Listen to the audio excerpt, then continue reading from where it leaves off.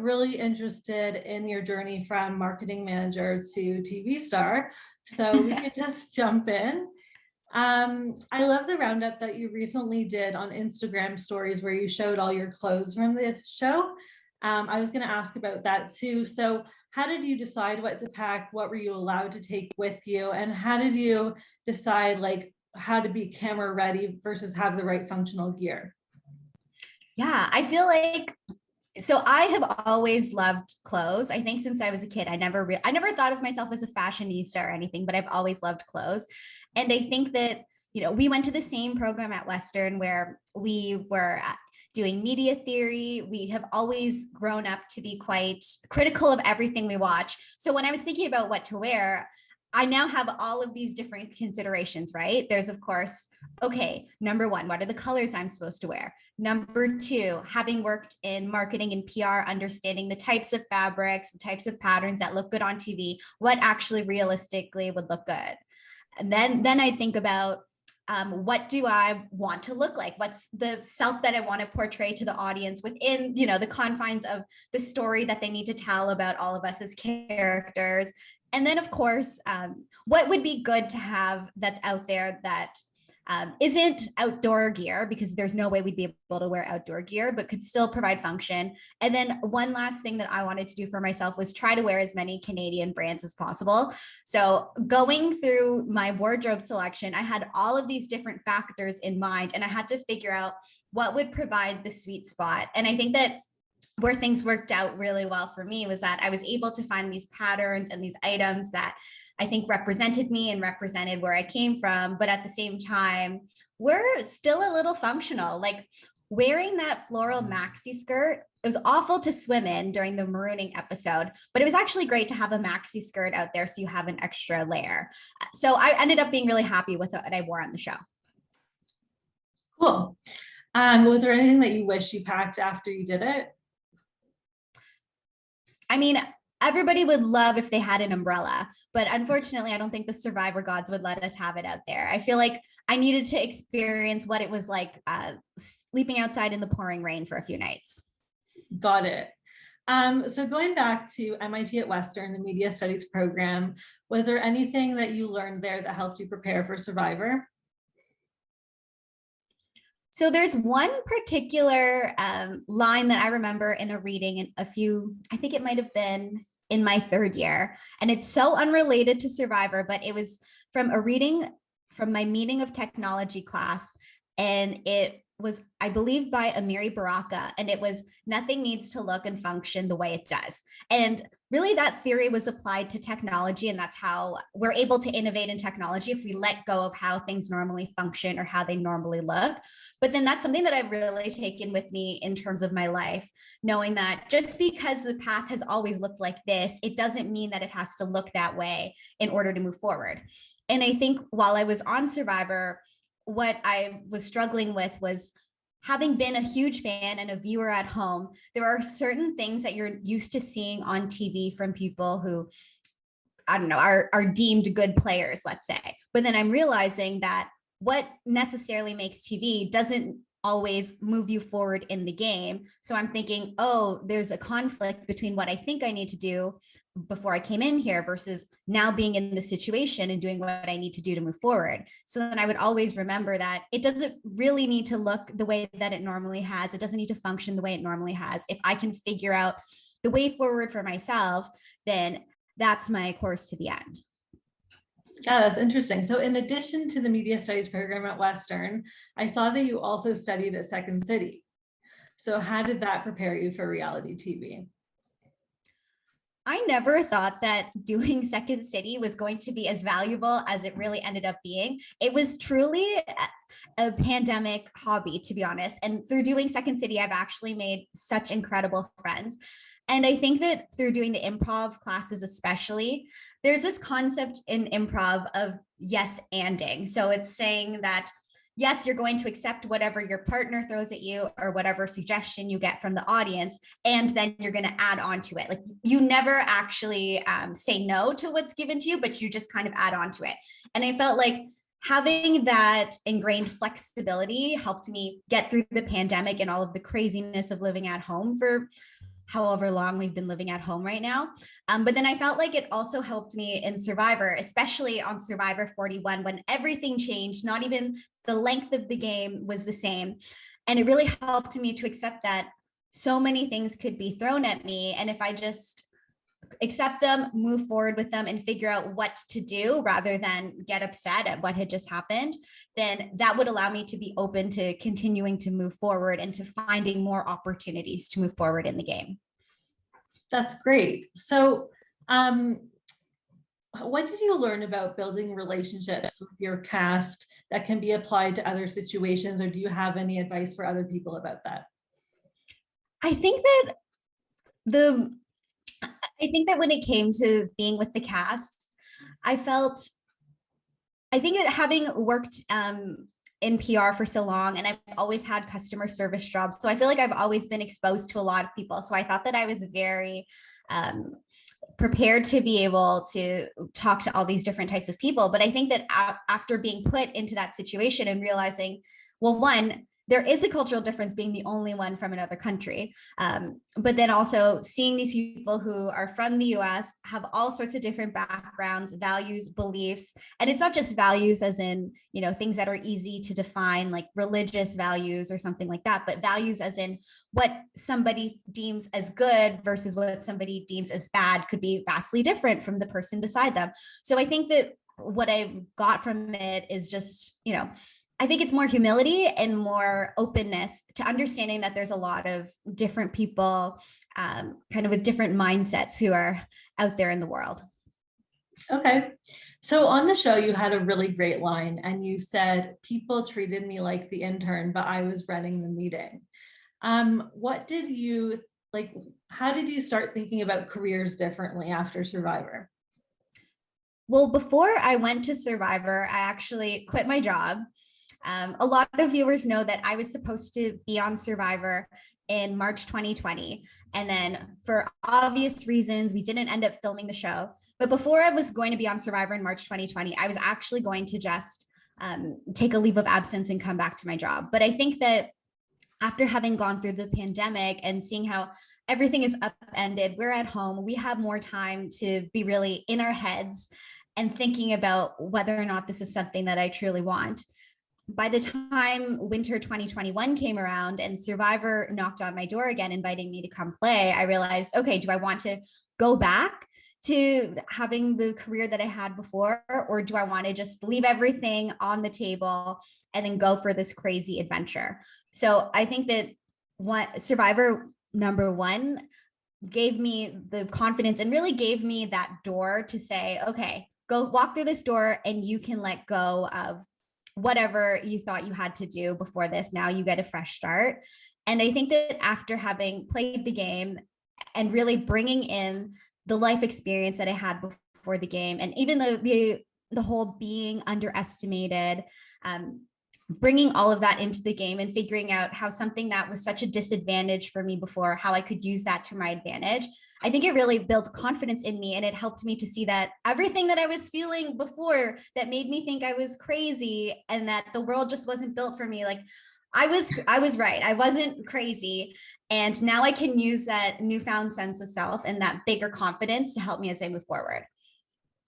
Cool. So yeah, so before the show, like you said, you were Erika, the marketing manager in Toronto, and now you've won Survivor, you're on Cameo, you have your own merch, you have your own Wikipedia page, like you're all over.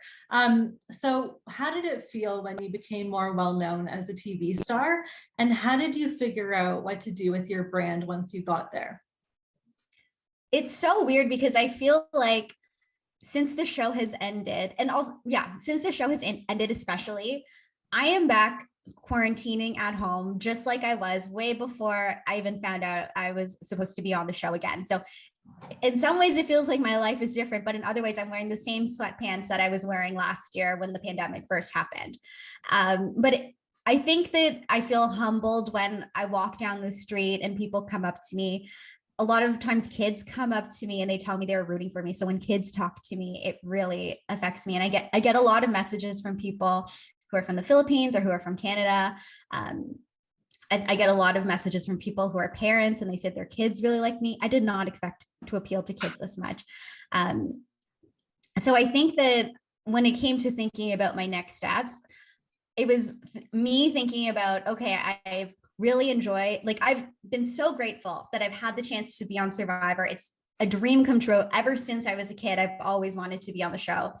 And at the same time, as a marketer and a former PR person, I'm thinking about how I can build the bridge to kind of go to what's next. So how can I respect the journey that I had on Survivor and allow people to celebrate that with me? And then now, how do I start to build the bridge towards whatever's next? Because I feel like you would understand, after being in MIT and really having an understanding of the media and the stories that get presented to us, like, you have your own thirst for wanting to tell your own story. So now I'm looking forward to thinking about, how am I going to do that next?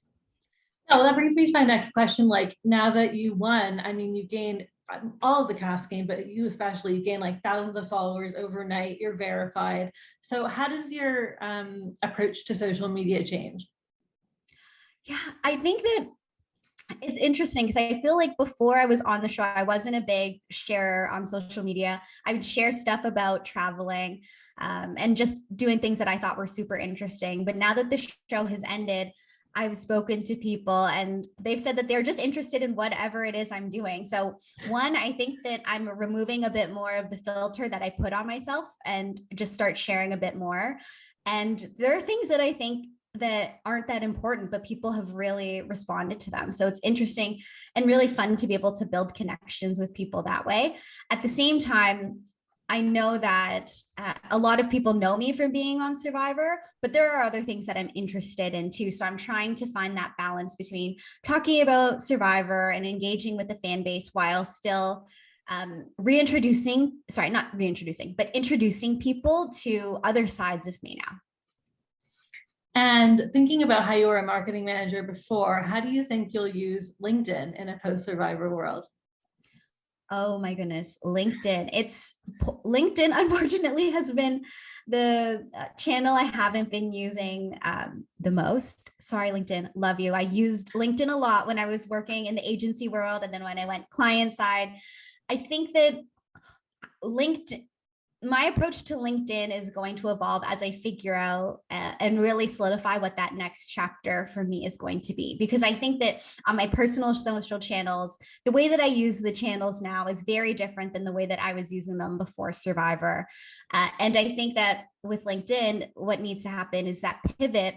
Once I solidify what the next step is, and I'm excited about what the next step is, reintroducing myself to my professional network that way. Cool. What was the biggest lesson you learned about being on TV?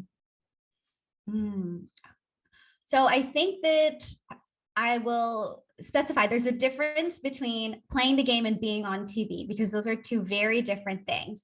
And I think the biggest lesson I learned from being on TV is just accepting that you don't really have control, and also accepting that there's always going to be a mixed bag of how people are going to respond to you. So people could love me for having won, and I've had so many positive messages for having won, but then there's also people who just don't like that I won, and that's their own prerogative. And I think that the biggest lesson is just accepting that no matter how great you're portrayed or how negatively you're portrayed, there's always going to be fans, there's always going to be haters, and you just have to really, for yourself, know who you are and put up the right boundaries and the right limits to really keep yourself sane. Got it. So switching gears, diversity was a major topic on the show this season. So given your background, how would you like to see diversity discussed in the media, on film or TV or anything like that? So that's such an interesting one, knowing the background I have in being critical of anything I consume in the media, and also as, you know, a woman of color, and being one who was historic in terms of the Survivor franchise for being the first Southeast Asian winner, for being only the first woman of color ever. And I think that there's been a lot of positive steps in terms of how diversity has been talked about on screen. And I think that, you know, more conversations about diversity, more on-screen storytelling about diverse people is something that for sure should continue. I think that another step on this journey would be ensuring that there's the right people behind the camera who are able to tell that diverse story as well. So making sure that, you know, it's not just diverse talent and then very, I don't know, let's say very uniform people behind the camera trying to tell that story, but figuring out how we can make sure that there's also the people who are making the decisions in terms of how something's edited or how something's produced or distributed that also understand the story that the diverse talent is telling. Yeah, that makes sense. So now that you've won, what's next for you and how has the show changed your aspirations? Oh man, I mean, it's weird because I feel like immediately what's next for me is continuing to stay home and hope that things will be able to open up and I can really go out and party and enjoy the win. Because I had a few days of fun and then I had to go and stay home. But I feel like I can't say a lot right now, but I'm really excited for the next chapter and the chapters after that. I feel like the show has opened up a lot of doors for me. So I'm figuring out and really solidifying the doors that I want to walk through next. But I really want to ensure that this platform that I've been given is something that I can use effectively. And I know that a lot of people felt very inspired, and I think they felt really capable after seeing that I had won, since I look so different from a lot of the recent winners and I bring in a different life experience. So I'm really hoping that I can continue to use the platform I have now to continue to help people to feel like, you know, whatever they have, they are also capable at achieving whatever their dream is. Yeah, so it kind of sounds like you do have future plans. It's just a little too early to talk about it. One can say that. Okay. And what surprised you the most about your experience? What surprised me the most? I think so. When I was on the show, I think what shocked me was that some of the things that totally terrified me ended up being the best experiences that I had. So one example was the first challenge. So the very first immunity challenge in episode 1, I was terrified going into that challenge. Nobody wants to be the weak link on their tribe. Nobody wants to be the one that's the first one voted out. And I remember being so scared. And as soon as the challenge started running, I had to just, you know, go for it and focus and just do the best I could. And then I ended up being the reason why my tribe ended up winning the challenge. So that was an incredibly happy moment. And another moment that I'd get a lot of questions about is when I was exiled, because I had said my nightmare was being exiled for one night, and then I ended up being exiled for 2. And I cried a lot while I was there. I think as soon as I hit the beach, I was just talking to myself, trying not to cry. And then after having done that and lived through 2 rainy nights and being able to feed myself and really take care of myself and do all the chores, when I was leaving exile, I almost felt a little sad because I felt like this was a place where I really found a new strength in me and I really got to know myself better. So I think the big surprise was really how the scary things were so rewarding. Yeah, those are some good moments. So I saw that you recently live tweeted The Bachelor. Would you say that that's one of your favorite reality shows, or do you have any other reality shows that we'd like to know about? I mean, Survivor's always been my number one favorite show, not just the reality genre. I've always loved Survivor. I also love Drag Race. So I love RuPaul's Drag Race. I'm a huge Canada's Drag Race fan. The day after the Survivor finale in Toronto, I actually went to the finale for Canada's Drag Race season 2 and got to meet the winning queen there.